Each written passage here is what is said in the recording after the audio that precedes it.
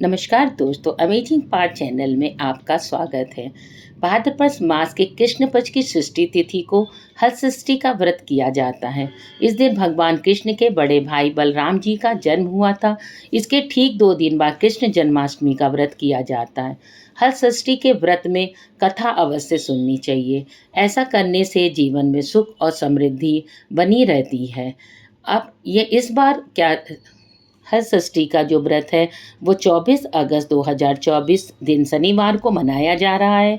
तो हम सभी को उस दिन व्रत करना है और जो विधि हमारे घर में करी जाती है उस विधि से हमें पूजा पाठ करना है। तो हल षष्ठी तिथि का जो व्रत किया जाएगा वो शास्त्रों के अनुसार उसमें कथा ज़रूर सुननी चाहिए। तो आज एक कहानी तिथि में वह जो कृष्ण भगवान हैं उनके बड़े भाई बलराम जी का जन्म हुआ था। बलराम को हल और मूसल बहुत प्रिय है, इसलिए बलराम जी को हलधर भी कहा जाता है। उन्हीं के नाम पर इस त्यौहार का नाम हल षष्ठी पड़ा।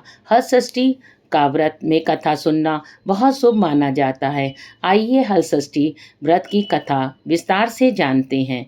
हल षष्ठी की कथा इस प्रकार है। प्राचीन काल में एक ग्वालिन थी जो गर्भवती थी, जिसका प्रसव काल बहुत निकट था। एक तरफ ग्वालिन अपनी प्रसव पीड़ा से व्याकुल थी, तो दूसरी ओर पीड़ा से में भी उसका मन गाय भैंस दूध बेचने की तरफ लगा हुआ था। ग्वालिन सोचने लगी, अगर मेरा प्रसव हो गया तो फिर ये गौरस बेकार हो जाएगा। इसलिए ग्वालिन फटाफट उठी और सिर पर दूध दही की मटकी रखकर बेचने के लिए निकल गई।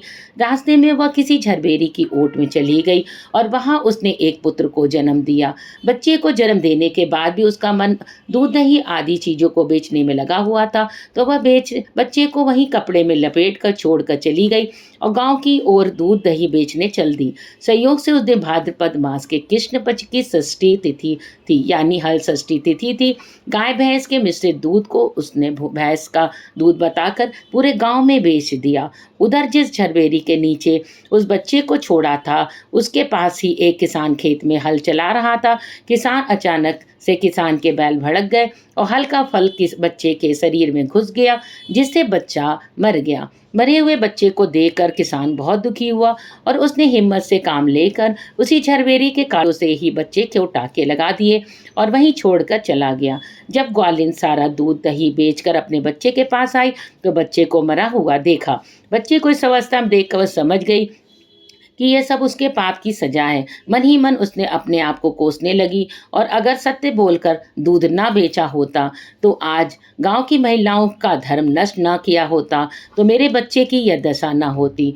उसने गांव वालों को सारी सच्चाई बताकर प्रायश्चित करने का विचार किया। ग्वालिन तुरंत उठी और गांव की महिलाओं को सारी बात बताकर माफ़ी मांगने लगी, जिससे कि सार करतूत के बाद मिले दंड के बारे में बताने लगी। गांव की महिलाओं को ग्वालिन पर रहम आ गया और उस पर रहम खाकर क्षमा कर दिया और आशीर्वाद दिया। जब ग्वालिन गांव से निकलकर वापस अपने बच्चे के पास पहुंची तो उसका बच्चा जीवित हो गया था और ईश्वर का बहुत धन्यवाद कहा। आगे से फिर झूठ ना बोलने का प्रण किया। दोस्तों, हमें हमेशा सच्चाई का साथ देना चाहिए और किसी भी झूठ को बोलकर किसी तरह का भी पैसा कमाने की कोशिश नहीं करना चाहिए, नहीं तो हमारे परिवार हमारे बच्चों पर आँच आ जाती है और वो परेशान हो जाते हैं। अगर वो परेशान हैं तो हम परेशान हैं।